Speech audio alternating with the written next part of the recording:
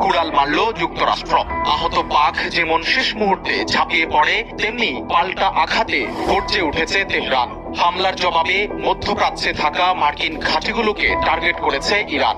ইতোমধ্যেই ড্রোন ও ক্ষেপণাস্ত্র ছুড়ে সৌদি, কাতার সহ মধ্যপ্রাচ্যের 5 দেশে থাকা মার্কিন ঘাঁটিতে ভয়াবহ হামলা চালানো হয়েছে।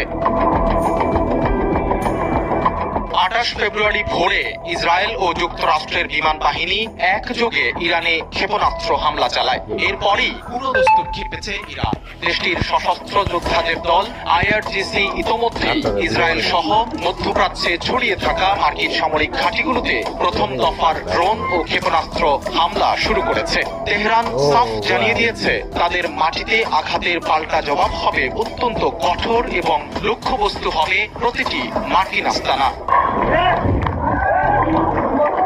ফরাসি সংবাদ সংস্থা ও